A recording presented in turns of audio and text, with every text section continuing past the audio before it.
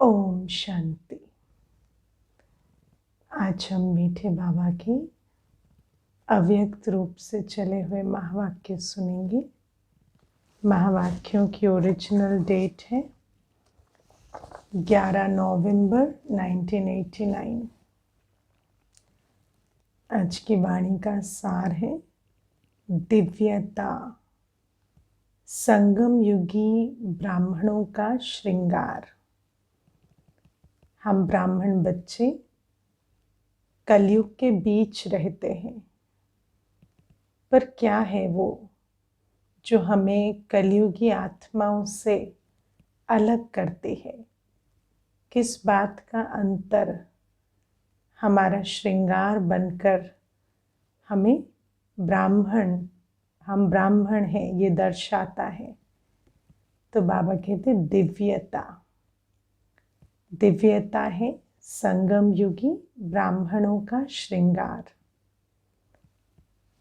आज दिव्य बुद्धि विधाता, दिव्य दृष्टि दाता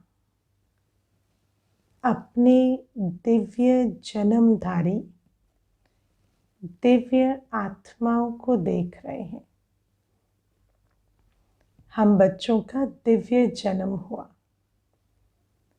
दुनिया के हिसाब से तो हम वही हैं कलयुग की जन्म वाले, लेकिन हम बच्चे हैं कौन वास्तविकता में? दिव्य जन्मधारी दिव्य आत्माएं। और बाबा कौन है? दिव्य बुद्धि विधाता, दिव्य दृष्टि दाता। तो बाबा ने हमें दिव्य जन्म दिया, दिव्य बुद्धि दी, दिव्य दृष्टि दी और हमें दिव्य आत्मा बना दिया। बाप दादा ने हर एक बच्चे को बाबा ने दिव्य जीवन अर्थात दिव्य संकल्प, दिव्य बोल, दिव्य कर्म करने वाली दिव्य मूर्तियां बनाया है। दुनिया में वैसे स्थूल में मूर्तियां बनाते न पूजते हैं, बाबा ने हमें चैतन्य दिव्य मूर्तियां बना दिया। कैसे तराशा? तो दिव्य संकल्प दिए, दिव्य बोल बोलना सिखाया और दिव्य कर्म करने सिखलाए। हमारी जीवन दिव्य बना दी। दिव्यता आप संगम युगी ब्राह्मणों का श्रेष्ठ श्रृंगार है। एक है साधारणता, दूसरा है दिव्यता। एक है साधारणता। साधारणता मतलब नकारात्मक नहीं है। कोई भी संकल्प, बोल या कर्म विकारी नहीं है, साधारण है। लेकिन दिव्यता मतलब आत्मा अपने स्वमान में, आत्मा अपनी, मैं देव आत्मा हूँ, अपने दिव्य गुणों की धारणा में स्थित होकर जो संकल्प, बोल और कर्म करती है, वो संकल्प, बोल, कर्म साधारण नहीं है, वो परिवर्तन करने वाले होते हैं। उनको कहेंगे दिव्य संकल्प, बोल और कर्म। तो दैवी गुणों की धारणा में स्थित होकर, दैवी गुणों का फाउंडेशन क्या है? पवित्रता। तो पवित्रता में स्थित होकर हर दैवी गुण का स्वरूप बनकर जो संकल्प, बोल और कर्म हम करते हैं, वो साधारण नहीं, दिव्य है। और साधारण मतलब बस नकारात्मक कुछ नहीं किया, बाकी कुछ दिव्य भी नहीं किया। दिव्यता की निशानी आप सभी जानते हो, है ना? हमारी पढ़ाई ही मनुष्य से देवता बनने की है। तो हम डेफिनेटली दिव्यता को तो समझते हैं। दिव्य जीवनधारी आत्मा किसी भी आत्मा को अपने दिव्य नयनों द्वारा अर्थात दृष्टि द्वारा साधारणता से परे दिव्य अनुभूतियां कराएगी। जिनकी ऐसी दिव्य जीवन है उनकी दृष्टि में भी शक्ति होती है। वो किसी भी आत्मा को दृष्टि द्वारा दिव्य अनुभूतियां करवा सकते हैं। दुनिया में जिस सुख शांति के लिए मनुष्य आत्माएं भटक रही हैं, उस सुख शांति की का अनुभव क्या होता है वो दृष्टि के द्वारा करवा सकते हैं। सामने आने से ही साधारण आत्मा अपनी साधारणता को भूल जाएगी, क्योंकि आजकल के समय अनुसार वर्तमान के साधारण जीवन से मेजॉरिटी आत्माएं संतुष्ट नहीं हैं। फिर भी इस साधारण जीवन में चलते क्यों हैं? क्योंकि उन्हें किसी और जीवन का पता ही नहीं है। तो बाबा कहते तुम्हारे सामने आते ही उनको भी दिव्य जीवन की एक झलक दिखाई देगी। उनके अंदर भी ये संकल्प की लहर आएगी कि मेरी जीवन भी ऐसी हो सकती है। आगे चलकर ये आवाज़ सुनेंगे कि ये जीवन कोई जीवन नहीं है, जीवन में कुछ नवीनता चाहिए, अलौकिकता, दिव्यता जीवन का विशेष आधार है। ये अनुभव करेंगे कि साधारण कर्म करते भी जीवन में दिव्यता, अलौकिकता चाहिए। कुछ चाहिए। इस चाहिए की प्यास से चारों ओर ढूंढेंगे। और आज तो वो समय आ गया है। मनुष्य कहता है सब कुछ है, फ़ोन है, इंटरनेट है, सारे दिन उसमें लगे भी रहते हैं, भोजन भी है, कमा भी रहे हैं, काम भी कर रहे हैं, इतने सारे आत्माओं के साथ संपर्क संबंध में भी हैं, लेकिन इतना खालीपन क्यों है? क्या चाहिए? वो चाहिए में ढूंढ रहे हैं, संतुष्टता नहीं है, अनुभव कर रहे हैं। जैसे स्थूल पानी की प्यास में तड़पता हुआ मानव चारों ओर पानी की बूंद के लिए तड़पता है, ऐसे दिव्यता की प्यासी आत्माएं चारों ओर अंजलि लेने के लिए तड़पती हुई दिखाई देंगी। तड़पती हुई फिर कहाँ पहुँचेंगे? ढूंढ कर आखिरीन कहते हैं ना, जहाँ जिस खोजो तो भगवान भी मिल जाता है कहते हैं। तो बाबा कहते जब वो ढूंढेंगी, उस दिव्यता की प्यास में तड़पेंगी, भटकेंगी, तो ढूंढ कर कहाँ पहुँचेंगे? हमारे ही पास पहुँचेंगी, क्योंकि हम ही हैं जिन्हों की दिव्य जीवन बनाने वाले बाबा ने दिव्य जीवन बनाई है। तो बाबा कहते तड़पती हुई फिर कहाँ पहुँचेंगे? आप सबके पास। अब ऐसे दिव्यता के खजाने से भरपूर बने हो, क्योंकि वो तो दिव्यता की अंजलि लेने आएंगी। अब हमारे अंदर वो खजाना भरपूर है जिसके अंजलि लेने इतनी आत्माएं बिल्कुल निकट भविष्य में हम तक पहुंचने वाली हैं। हर समय दिव्यता अनुभव होती है, वह कभी साधारण, कभी दिव्य, कभी तो अलौकिक ब्राह्मण की चाल है, फरिश्ते की चाल है, संगम युगी ब्राह्मण का नशा है, और कभी साधारण चल रहे हैं, ऐसा तो नहीं है।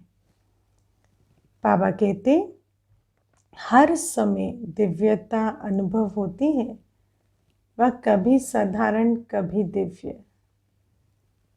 जब बाप ने दिव्य दृष्टि, दिव्य बुद्धि का वरदान दे दिया, देवताओं की दृष्टि कैसी होगी? जिस दृष्टि में अपना पराया का भान नहीं है, देह का भान नहीं है, जिस दृष्टि में मेरे तेरे का भान नहीं है, ऊंचा नीचे का भान नहीं है, ऐसी दृष्टि बाबा ने हमारी बनाई, जिस दृष्टि से निरंतर स्नेह प्रवाहित होता है, पवित्रता की लहर जिस दृष्टि से अनुभव होती है, वो दृष्टि बाबा ने हमें उस दृष्टि को धारण करना सिखाया। और दिव्य बुद्धि, बुद्धि ही देखती है, बुद्धि ही परखती है, बुद्धि ही ध्यान देती है, बुद्धि ही निर्णय करती है। तो ऐसी बुद्धि जो परखे, निर्णय करे, देखे, ध्यान दे दिव्य गुणों के आधार से, दिव्य बुद्धि सत्यता के आधार से देखने वाली, परखने वाली बुद्धि, बाबा कहते ऐसी बुद्धि, ऐसी दृष्टि हम बच्चों को मिली है, लेकिन क्या स्थायी रहती है? बाबा कहते कि जब बाप ने दिव्य दृष्टि, दिव्य बुद्धि का वरदान दे दिया, तो दिव्य बुद्धि में साधारण बातें आ नहीं सकती। जो दुनिया के मनुष्य जिस रूप से देखते हैं, सोचते हैं, वो बातें हमारी बुद्धि में नहीं आ सकती। दिव्य जन्मधारी ब्राह्मण तन से साधारण कर्म कर नहीं सकता। अब हमारा दिव्य जन्म हो गया, हम ब्रह्मा मुख से शिव बाबा के द्वारा हमारा ये दिव्य जन्म हुआ। बाबा कहते इस दिव्य जन्मधारी आत्मा, दिव्य जन्मधारी धारण करने वाली आत्मा, ऐसी आत्मा इस तन से अब कोई साधारण कर्म नहीं कर सकती। चाहे देखने में लोगों के लिए साधारण ही कर्म हो, दूसरों के समान आप सब भी व्यवहार करते हैं, वही रोज़मर्रा की जो जीवन है वो तो होती ही है। व्यापार भी करते हैं, वह गवर्नमेंट की नौकरी करते हैं, माताएं खाना ही बनाती हैं।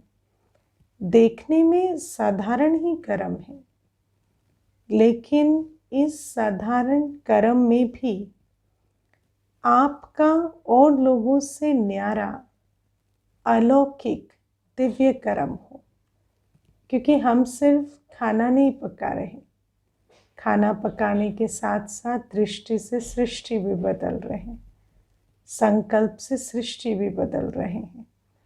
तो बाबा कहते बाबा की याद में, दिव्य गुणों की में स्थित होकर पवित्र अवस्था में जब हम हर कर्म करते हैं तो कर्म साधारण नहीं रहता।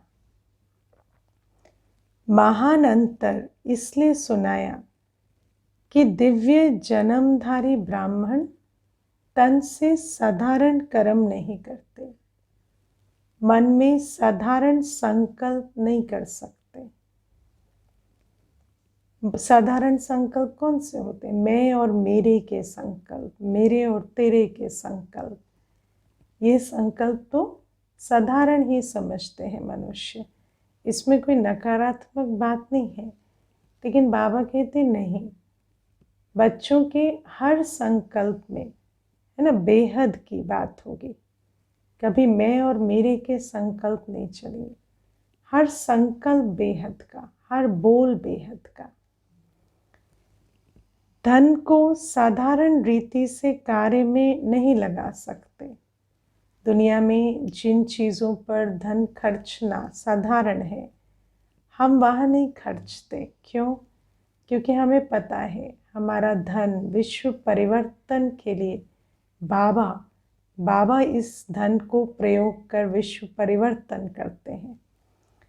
तो बाबा कहते धन को साधारण रीति से कार्य में नहीं लगा सकते, क्योंकि तन, मन और धन तीनों के ट्रस्टी हो। इसलिए मालिक बाप की श्रीमत के बिना कार्य में नहीं लगा सकते। हम तो तन मन और धन के ट्रस्टी हैं, मालिक तो बाबा है ना। तो जब तक मालिक से अप्रूव ना हो तब तक इसको किसी कार्य में नहीं लगा सकते। बाबा की श्रीमत होगी तभी उसको कार्य में लगा सकेंगे। हर समय बाप की श्रीमत दिव्य कर्म करने की मिलती है, और बाबा की कभी ये श्रीमत नहीं होगी कि हम धन को साधारण कर्म में लगा दें, है ना। जैसे साधारण बाहर जाके भोजन करने में व्यक्ति ये तो नहीं सोचता इसमें कोई पाप, कोई ऐसी भी बात नहीं है कि कोई व्यसन में खर्च कर रहे हैं, लेकिन साधारण भोजन में भी बाहर जाके खर्च करना या घूम फिर के पैसे को उड़ा देना।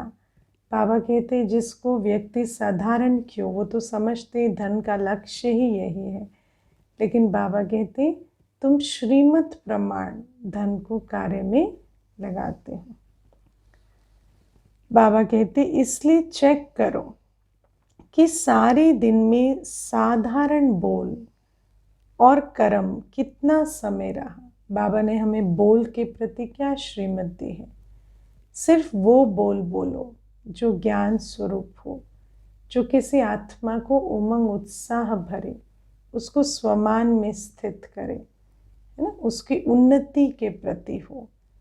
दे अभिमान में आकर कोई बोल नहीं बोलो, उसकी कमी कमजोरी बताने वाले बोल, उस पर उसको नीची नज़र से देखकर बोले हुए बोल, या उसको किसी से तुलना करने वाले बोल, या उनके भविष्य के प्रति कोई ऐसे बोल, है ना। तो बाबा कहते हैं ये बोल दुनिया में तो साधारण कह देते हैं, लेकिन हम बच्चों को ऐसे साधारण बोल नहीं बोलने।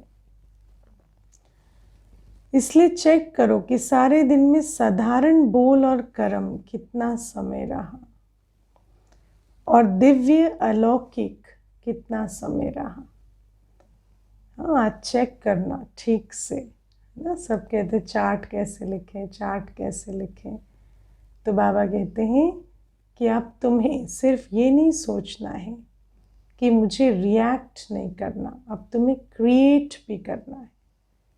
ठीक है, कोई बात आई, आपने नकारात्मक कोई कर्म नहीं किया, हम विकारों के प्रवाह में नहीं आए, क्रोध नहीं किया, या हमने इच्छा प्रकट नहीं की, वो ठीक है। हम विकारों के वश नहीं हुए, वो तो ठीक है। लेकिन हर सेकंड, हर संकल्प एक अपॉर्चुनिटी है कि हम ज्ञान स्वरूप, पवित्रता, शक्ति स्वरूप, प्रेम स्वरूप में स्थित होकर सृष्टि, वायुमंडल और सामने वाले आत्मा की वृत्ति को बदल सके। तो बाबा कहते विचार करो, हर बोल बोलते, हर कर्म करते, हर संकल्प लेते ये एडिशन करते हैं, या ऐसे ही साधारण रीति बस हम रिएक्ट ना करें, इसी में ही रह जाते हैं।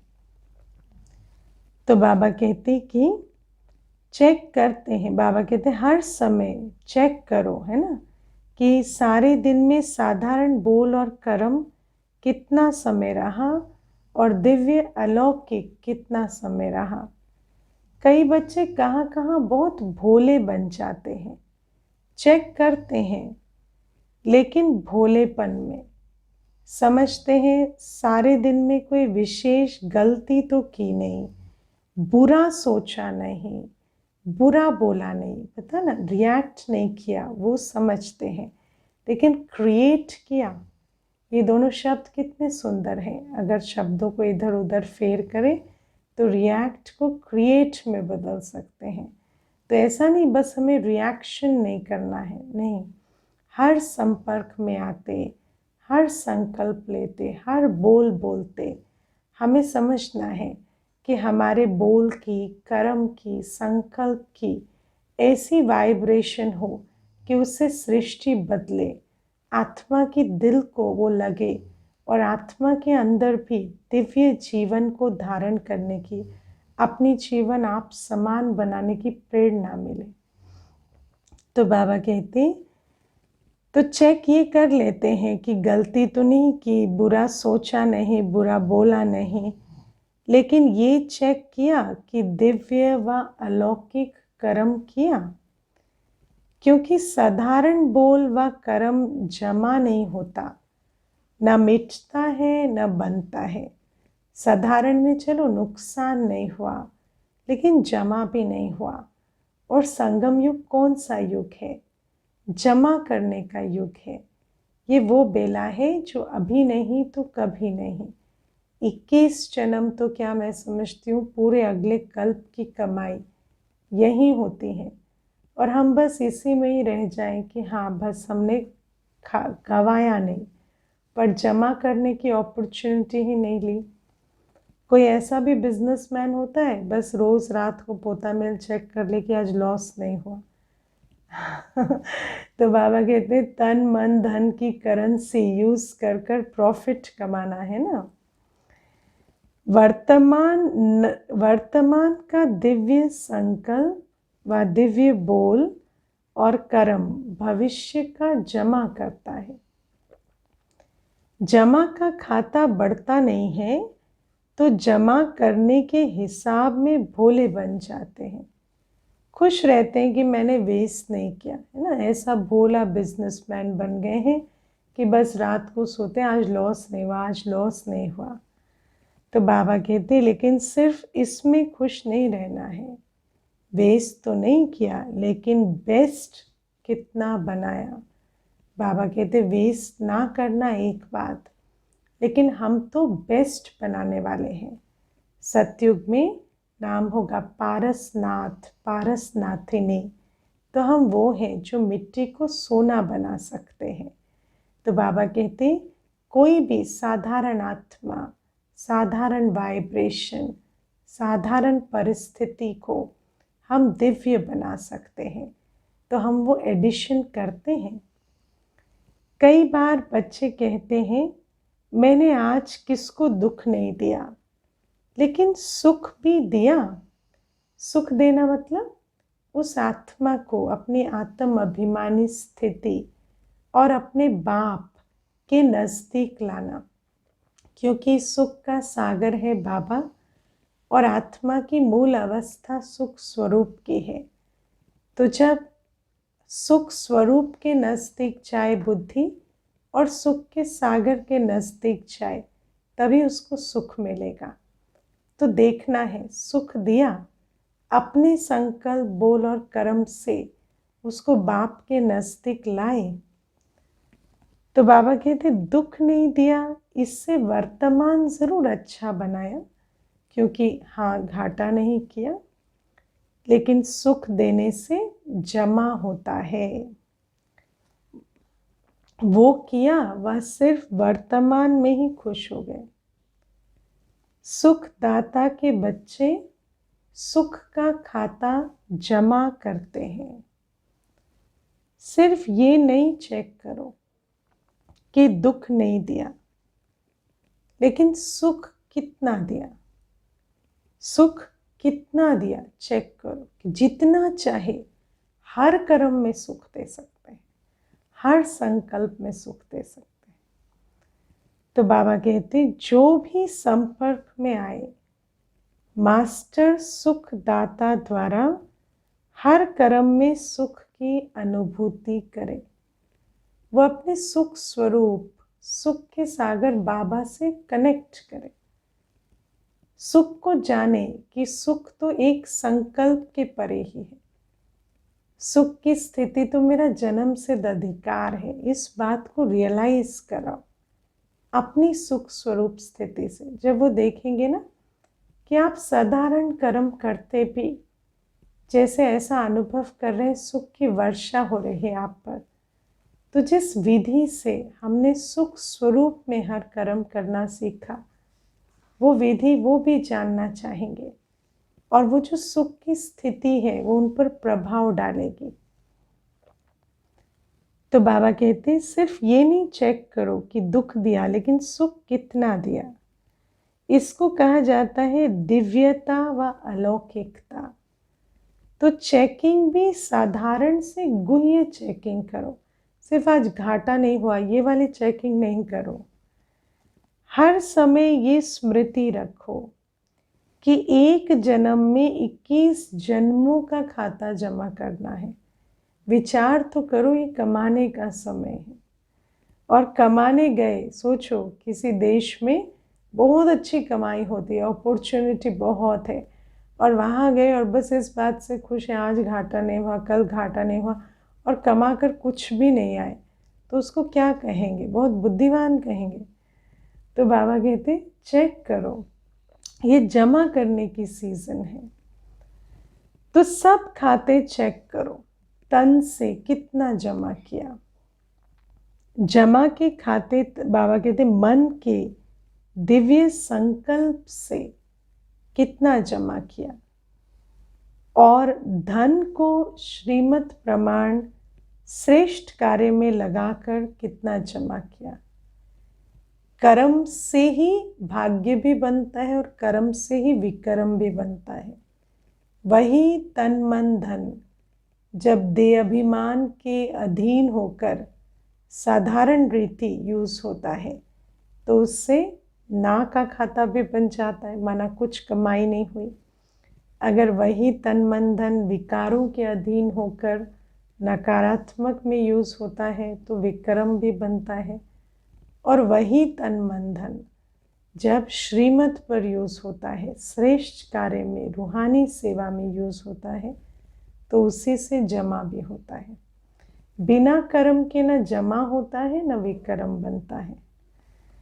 तो बाबा कहते देखो कि जमा किया, जमा के खाते तरफ विशेष अटेंशन दो, क्योंकि आप विशेष आत्माओं का जमा करने का समय इस छोटे से जन्म के सिवाय सारे कल्प में कोई समय नहीं है।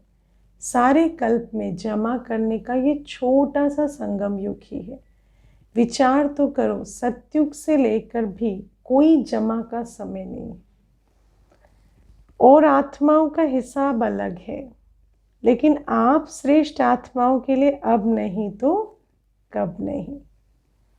तो समझा क्या करना है? इसमें भोले नहीं बनो, पुराने संस्कारों में भोले मत बनो। बाप दादा ने रिजल्ट देखी, कितनी बातों की रिजल्ट में जमा का खाता बहुत कम है, उसका विस्तार फिर कभी सुनाएंगे। बाबा कहते पुराने संस्कारों में भोले मत बनो, है ना। पुराने संस्कारों में ये नहीं, ये तो छोटी छोटी बातें हैं, भूल हो ही जाती है, नहीं। बाबा कहते दूसरों का हिसाब अलग, लेकिन हम बच्चों का अभी नहीं तो कभी नहीं। दूसरों के लिए तो ये कमाई की सीज़न नहीं है ना, कमाई की सीज़न हम बच्चों के लिए है। सभी स्नेह में सब कुछ भुला करके पहुंच गए हैं। हाँ, बाबा कहते मधुबन में सभी पहुंचे हैं तो स्नेह में पहुंचे हैं।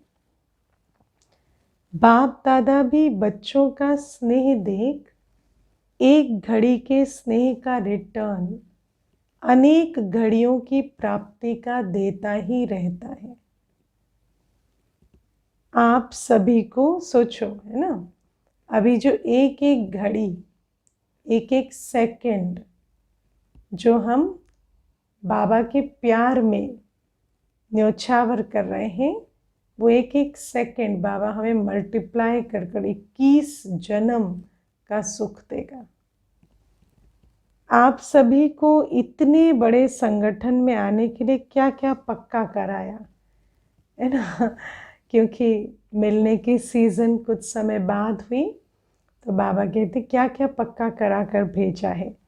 पहले तो पटरानी बनना पड़ेगा, 4 दिन ही रहना पड़ेगा, तो खट मिले पट मिले जहाँ भी रहना है रहना पड़ेगा, और 4 दिन ही रहना पड़ेगा, आना जाना ही पड़ेगा।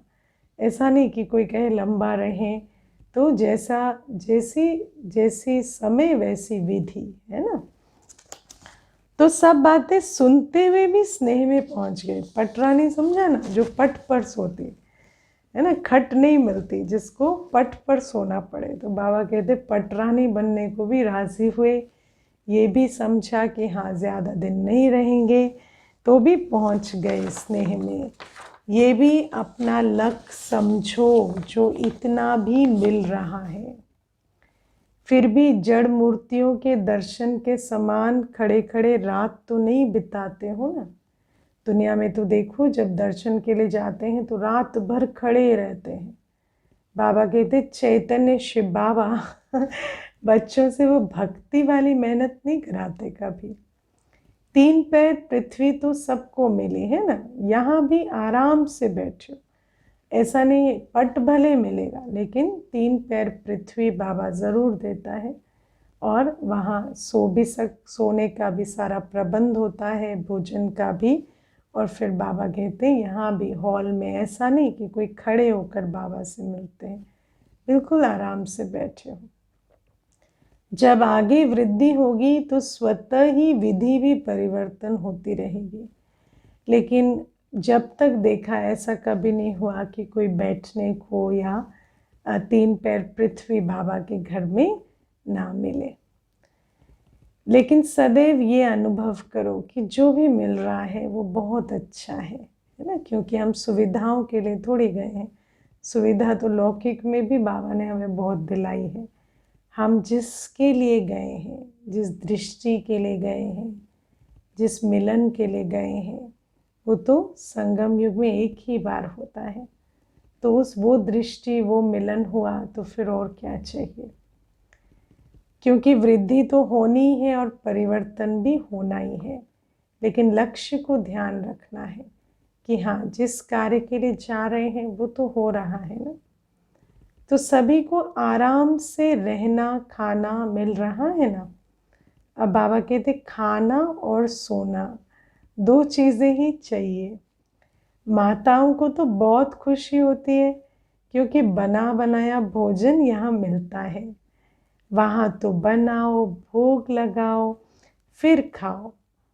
यहाँ तो बना हुआ, भोग लगा हुआ भोजन मिलता है ना। माताओं की तो मधुबन में ना कहते हैं कि ये मायका है ना, तो माँ के घर, पिता के घर जाते हैं तो आराम से रहते हैं।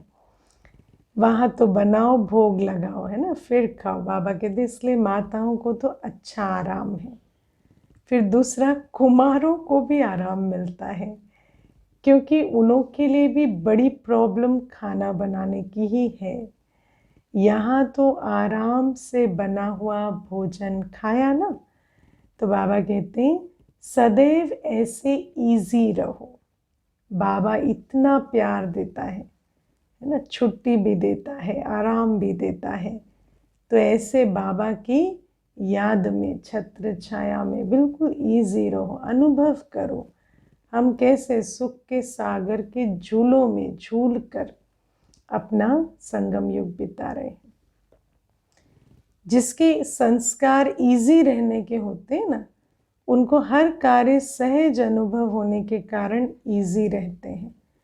अपने संस्कार इजी होते हैं तो हर कार्य सहज अनुभव होता है। इसको अंडरलाइन करना। कई आत्माओं के संस्कार ऐसे होते हैं ना, जो एक मुश्किल बात है उसी में ही अटक जाएंगे, कभी प्राप्ति की बात देखेंगे। बाबा कितना प्यार, कितनी पालना हर सेकंड दे रहा है, अपने संस्कार ही नहीं है उसको देखने के। तो बाबा कहते जिनके संस्कार इजी होते हैं ना, उनको हर कार्य सहज लगता है। उनको ऐसा लगता है देखो बाबा ने ये भी कर दिया, बाबा ने यहाँ भी सहयोग दे दिया। और फिर बाबा कहते हैं फिर वो इजी रहते भी हैं, वो गुण गाते रहते हैं और फिर वो गुणवान बनते भी जाते हैं। और उनको ऐसा ही अनुभव होता है कि हम तो पालना में पल रहे हैं। संस्कार टाइट है तो सर्कमस्टेंसेस भी टाइट हो जाते हैं, क्योंकि जब हम ड्रामा को हमेशा नेगेटिव एनर्जी देंगे, ये क्यों, वो क्यों, ऐसा अच्छा नहीं हुआ, ऐसा नहीं हुआ, तो फिर जैसे हम संकल्प रखेंगे, जैसे दृष्टि रखेंगे, वैसे सृष्टि बनती भी जाती। तो अपने संस्कारों को टाइट रखेंगे तो सर्कमस्टेंस भी टाइट ही होंगे। संबंध संपर्क वाले भी टाइट व्यवहार करते हैं, आप कहेंगे मैं पहले क्यों, तो वो भी कहेंगे मैं पहले क्यों। टाइट अर्थात खींचातान में रहने वाले, और खींचातान की स्थिति अच्छी नहीं होती क्योंकि बहुत एनर्जी उसमें कंज्यूम हो जाती है और फिर हमेशा थकान का अनुभव होगा। जो संगम युग में हल्केपन की स्थिति होनी चाहिए वो नहीं होगी। तो सभी ड्रामा के हर दृश्य को देख देख हर्षित रहने वाले हो ना। कोई भी सीन ड्रामा की देखे, दिल से यही निकले वंडरफुल, वंडर है ड्रामा। हर सीन को देख हर्षित हो, सीन कैसी भी है हर्षित हो। जैसे स्थूल ड्रामा देखने जाते हैं तो हर बात पे वाह वाह करते हैं। सीता का भी चरित्र देखा, वाह वाह। मंथरा का भी देखा, वाह वाह। बाबा कहते ऐसे हर सीन को देख हर्षित रहना है। बाबा कहते ऐसे रहते हो ना, वह अच्छे बुरे के आकर्षण में आ जाते हो। अच्छे को अच्छा कहना, बुरे को बुरा कहना, वो है उसके आकर्षण में आ जाना। ना अच्छे में ना बुरी में, किसी में भी आकर्षित नहीं होना। अच्छे में भी आकर्षित नहीं होना, इस बार बहुत बढ़िया लगा, ऐसा लगा नहीं। बाबा से मिले, बाबा की पालना में पले, बहुत अच्छा है ना। तो बुरे में भी फिर बाबा को अनुभव करेंगे। सदैव हर्षित रहना है। अच्छा, अब बॉम्बे ग्रुप से बाप दादा मिल रहे हैं। बॉम्बे निवासी बच्चे, सर्व खजानों से संपन्न होना, सदा अपने को संपन्न आत्मा हो ऐसे अनुभव करते हो ना। संपन्नता संपूर्णता की निशानी। हम संपूर्ण बने या नहीं कैसे पता चलेगा? जब अंदर संपन्नता का अनुभव है तो मतलब हम संपूर्णता के नजदीक हैं। संपूर्णता की चेकिंग अपनी संपन्नता से कर सकते हो, क्योंकि संपूर्णता माना सर्व खजानों से फुल होना। तो जब जितनी अपनी कैपेसिटी, हर आत्मा की कैपेसिटी अलग अलग है, हर आत्मा की अंतिम स्थिति भी अलग अलग होगी। तो जितना हमें आंतरिक ऐसा अनुभव होता है कि मैं सर्व खजानों से फुल हूँ, तो माना मेरी संपूर्णता के मैं नजदीक हूँ। जैसे चंद्रमा जब संपन्न होता है तो संपन्नता ही उसकी संपूर्णता की निशानी होती है। चंद्रमा में भी कोई रिक्त स्थान नहीं है, पूरा फुल है, तो उसी को ही कहेंगे संपूर्ण चांद। इससे और आगे नहीं बढ़ेगा, बस इतनी ही संपूर्णता है। तो अपने अंदर फुलनेस का अनुभव हो गया तो संपूर्णता है। जरा भी किनारी कम नहीं होती है, संपन्न होता है। तो आप भी ज्ञान, योग, धारणा, सेवा सभी में संपन्न, इसी को ही संपूर्णता कहा जाता है। पुरुषार्थ करते करते ज्ञान, योग, धारणा, सेवा चारों सब्जेक्ट पर यथाशक्ति ध्यान देते देते अपने आप से रोज पूछो मैं संपन्न हुआ, और नहीं तो और बढ़ाओ। ऐसे करते करते अपनी संपूर्णता तक पहुंचो। इससे जान सकते हो कि संपूर्णता के समीप है या दूर है। संपन्न हो अर्थात संपूर्णता के समीप हो। तो सब समीप हो, कितने समीप हो? 8 तक, 100 तक या 16,000 तक? 8 की समीपता, फिर 100 की समीपता और फिर 16,000 की समीपता। तो बाबा कहते हैं कि अपने आप को फिर जैसे जैसे अंदर भरपूर अनुभव करते, तो ये भी विचार करो कि मैं आत्मा किस क्वालिटी की बनी हूँ, अभी कितनी समीपता वाले हैं, यही चेक करना है। अच्छा है, फिर भी दुनिया के कोटों से आप बहुत बहुत भाग्यवान हो। वो तड़पने वाले हैं और आप संपन्न आत्माएं हो, प्राप्ति स्वरूप आत्माएं हो। वो तो प्राप्ति के भिखारी हैं, हम प्राप्ति स्वरूप आत्माएं हैं। ये खुशी है ना। रोज अपने से बात करो कि हमारे सिवाय और कौन खुश रह सकता है। तो यही वरदान सदा स्मृति में रखना है कि समीप है, संपन्न है। अभी तो समीप मिलना भी हो गया। जैसे स्थूल में समीप अच्छा लगता है ना, वैसे स्थिति में भी सदा समीप अर्थात सदा संपन्न बनो। बाबा कहते हैं जब मधुबन जाते हैं तो सबको अच्छा लगता है, हम बाप दादा के बिल्कुल नज़दीक बैठे स्टेज के पास। तो बाबा कहते हैं जैसे यहाँ समीप अच्छा लगता है, तो ऐसा स्थिति में भी समीप बनो, क्योंकि परम धाम में बाबा के पास कैसे बैठेंगे? स्थिति की समीपता के आधार से। तो बाबा कहते संपूर्ण बनो, समीप बनो, स्थिति पे भी पुरुषार्थ करो। अच्छा, अब गुजरात पूना ग्रुप से बाप दादा मुलाकात कर रहे हैं। सभी दृष्टि द्वारा शक्तियों के प्राप्ति की अनुभूति करने के अनुभवी हो ना। जैसे वाणी द्वारा शक्ति की अनुभूति करते हो, लेकिन बाप दादा तो दृष्टि द्वारा भी अनुभूति कराते हैं। तो दृष्टि द्वारा शक्ति लेना सीखा है। मुरली सुनते हो तो समझते हो शक्ति मिली, क्योंकि वाणी द्वारा शक्ति मिली। ऐसे दृष्टि द्वारा शक्तियों की प्राप्ति के अनुभूति के अभ्यासी हो, या वाणी द्वारा अनुभव होता है लेकिन दृष्टि द्वारा कम। वाणी भी तो वाणी शक्तिशाली है, लेकिन उस शक्ति को अपने में अनुभव करने के लिए वाणी पर एकाग्रता तो करनी पड़ती है ना। अब स्मृति में बैठना पड़ेगा, आत्मिक स्मृति में, और प्यार से वाणी सुननी होगी, लगन से, एकाग्रता से, तब तो शक्ति मिलती।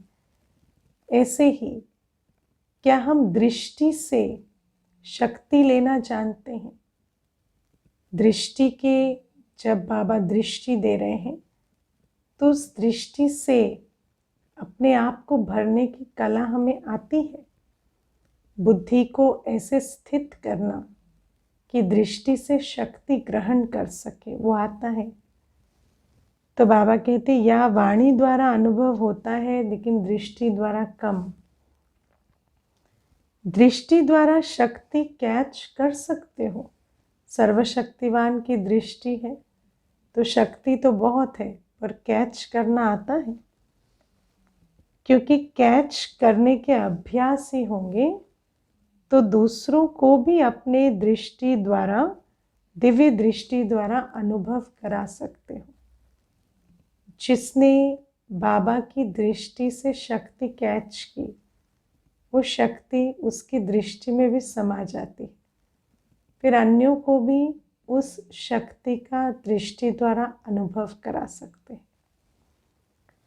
आगे चलकर वाणी द्वारा सबको परिचय देने का समय भी नहीं होगा और सर्कमस्टेंस भी नहीं होंगे। सर्कमस्टेंस तो अभी भी देखो, पहले मिलन द्वारा परिचय देते थे, संबंध संपर्क द्वारा। अभी वाणी द्वारा देने का तो अभी भी विंडो खुली हुई है, लेकिन ऐसा भी समय आएगा जब वाणी द्वारा भी परिचय देना का समय भी नहीं होगा और सर्कमस्टेंस भी नहीं होंगे। तब क्या करेंगे? तब वरदानी दृष्टि द्वारा, महादानी दृष्टि द्वारा। वरदानी दृष्टि मतलब जिस दृष्टि में शक्ति समाई हुई है। महादानी दृष्टि अर्थात जिस दृष्टि में सर्व दिव्य गुण समाये हुए हैं। ऐसी दृष्टि द्वारा महादान वरदान देंगे। दृष्टि द्वारा शांति की शक्ति, प्रेम की शक्ति, सुख व आनंद की शक्ति सब प्राप्त होती है। वाणी तो बहुत मोटा मीडियम है, दृष्टि द्वारा तो हर शक्ति प्राप्त होती है। जड़ मूर्तियों के आगे जाते हैं तो जड़ मूर्ति बोलती तो नहीं है ना, अब जड़ मूर्तियाँ हम आत्माओं के संगम युगी पुरुषार्थ की जो संपन्न अवस्था है उसी की मूर्तियाँ हैं। तो संपन्न अवस्था में बोलने की आवश्यकता नहीं है, इसलिए जड़ मूर्तियों की दृष्टि से ही अनुभव कर लेते हैं। फिर भी भगत आत्माओं को कुछ न कुछ प्राप्ति होती है, तब तो जाते हैं ना। कैसे प्राप्ति होती है? उनके दिव्यता के वाइब्रेशन से और दिव्य नैनों की दृष्टि को देखकर वाइब्रेशंस लेते हैं। कोई भी देवता व देवी की मूर्ति में विशेष अटेंशन नैनों की तरफ ही रखते हैं, फेस की तरफ अटेंशन जाता है, क्योंकि मस्तक के द्वारा वाइब्रेशंस मिलते हैं। तो ऐसा बाबा के चेहरे को, बाबा के नैनों को अपने अंदर समाया है, जो ऐसा अनुभव हमारे चेहरे और नैनों से हो। नैनों द्वारा ही दिव्यता की अनुभूति होती है। वो तो है जड़ मूर्तियां, लेकिन किसकी है वो मूर्ति? किसकी है वो मूर्त? वो सूरत कहाँ है जिसकी वो मूर्ति है? आप चैतन्य मूर्तियों की वो जड़ मूर्तियां हैं। वो तो फोटोग्राफ है, एल्बम है। आप हो वो जिसकी वो मूर्तियां हैं। ये नशा है कि हमारी मूर्तियां हैं। देखो, आज बाबा भी कहते हैं ना, हमारा श्रृंगार, जड़ मूर्तियों का श्रृंगार तो है ना ब्राह्मण करते हैं, वो भी नामधारी ब्राह्मण। और हम बच्चों का, चैतन्य मूर्तियों का श्रृंगार स्वयं बाप दादा करते हैं। और हम जितने श्रृंगारे हुए हैं, जितने अनुभव इस समय चैतन्य मूर्तियों के द्वारा होते हैं, उतने ही फिर यादगार में जड़ मूर्तियों के द्वारा होते हैं। ये नशा है कि हमारी मूर्तियां हैं। चैतन्य में ये सेवा की है, तब जड़ मूर्तियां बनी हैं।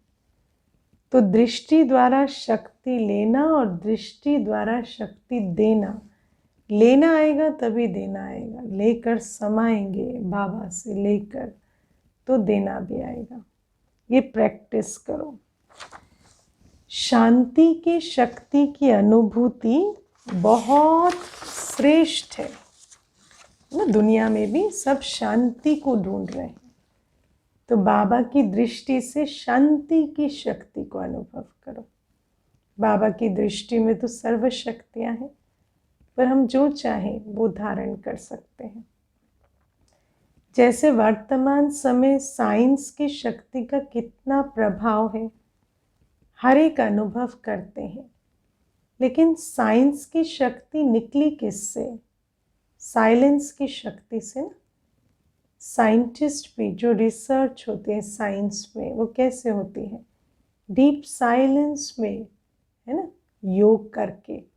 वो योग किससे लगाते? 5 तत्वों की दुनिया से।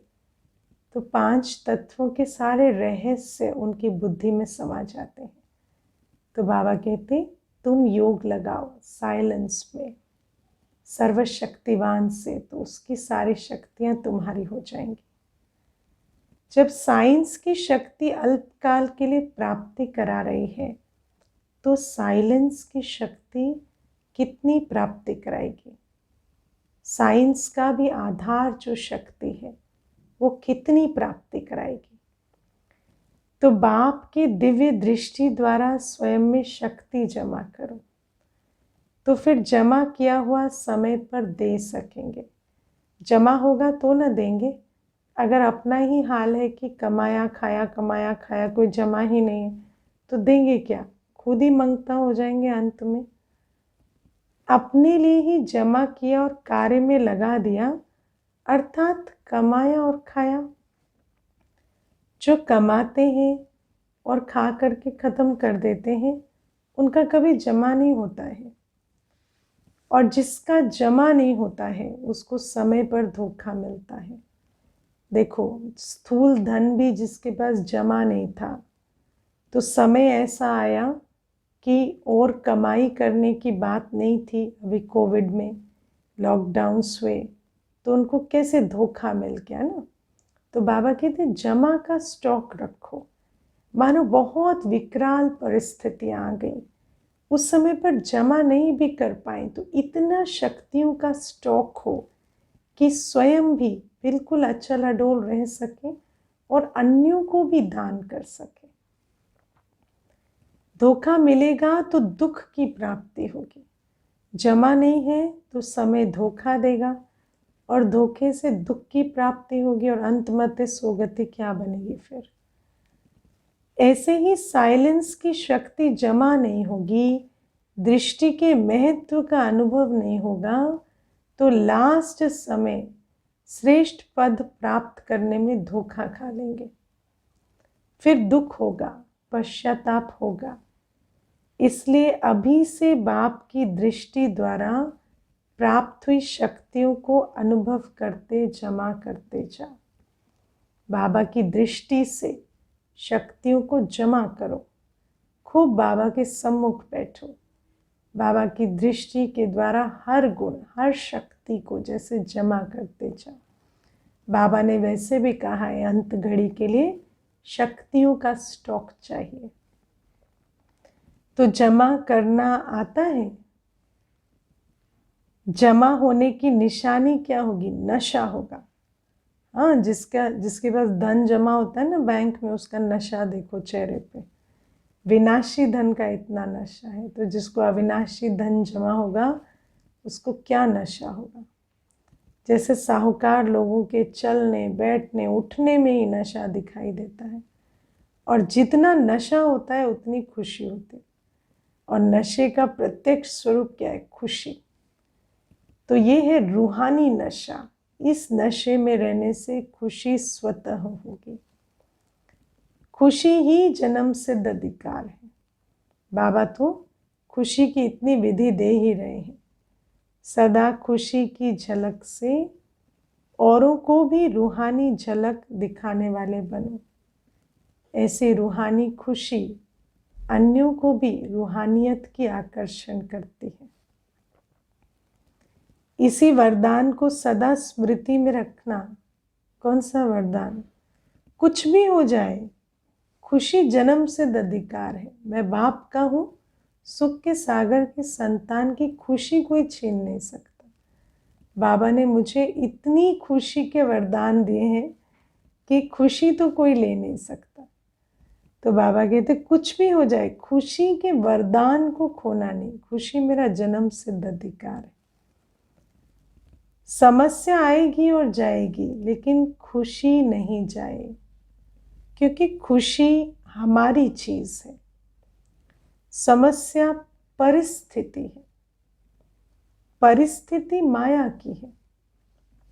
परिस्थिति है ना, वो माया की चीज है, अपनी नहीं है। तो परिस्थिति पर मेरा कंट्रोल नहीं है, लेकिन अपनी चीज पर तो कंट्रोल है ना। अपनी चीज को खोना नहीं होता है, तो खुशी को खोना नहीं है।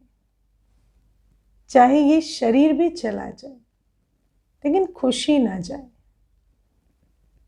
क्योंकि शरीर भी मेरा नहीं है। शरीर भी ड्रामानुसार मिला है।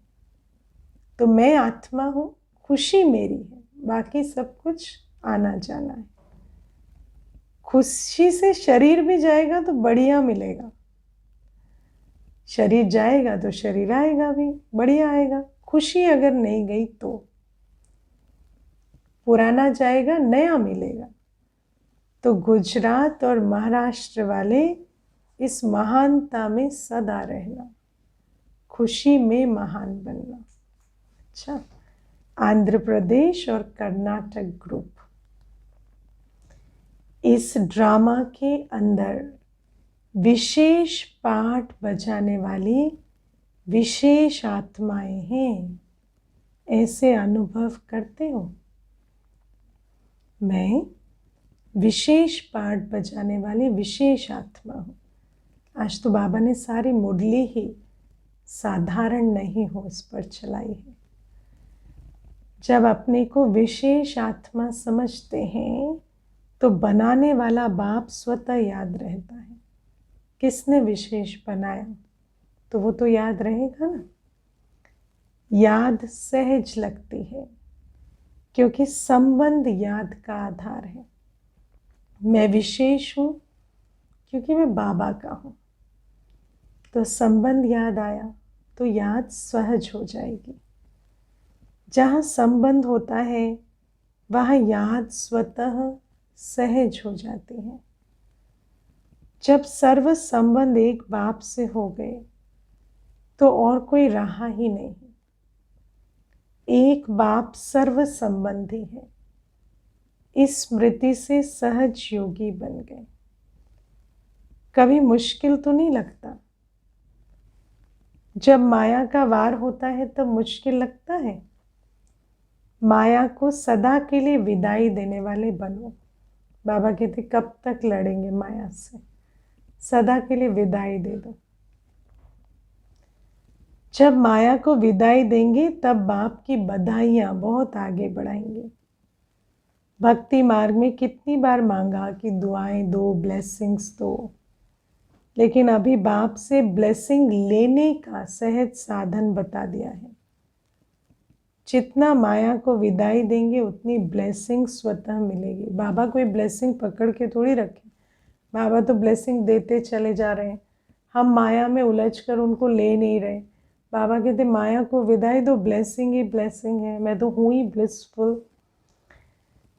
बाबा कहते परमात्मा दुआएं एक जन्म नहीं लेकिन अनेक जन्म श्रेष्ठ बनाते हैं।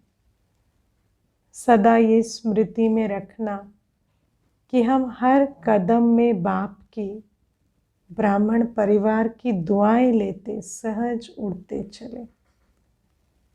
ड्रामा में विशेष आत्माएं हो, विशेष कर्म कर अनेक जन्मों के लिए विशेष पाठ बजाने वाले हो। साधारण कर्म नहीं, विशेष कर्म, विशेष संकल्प और विशेष बोल हो। लेकिन कब बनेंगे? जब माया की उलझन से निकलेंगे। तो आंध्र वाले विशेष सेवा यही करो कि अपने श्रेष्ठ कर्म द्वारा, अपने श्रेष्ठ परिवर्तन द्वारा अनेक आत्माओं का परिवर्तन करो। अपने को आईना बनाओ और आपके आईने में बाप दिखाई दे। ऐसी विशेष सेवा बनो। स्वयं ऐसा आईना बनो। आईना कैसा होता है? बिल्कुल ट्रांसपेरेंट, अंदर कुछ भी मैल ना हो। तो ऐसे बन जाएंगे, हमारे में बाप दिखाई देने लगेगा। जब अपना मैंपन पूरा खत्म हो जाएगा तो हमें देखना माना बाप के बच्चे को देखना, बाप समान को देखना। तो याद रखना मैं दिव्य आईना हूँ। मुझे मुझ आईने द्वारा बाप ही दिखाई दे।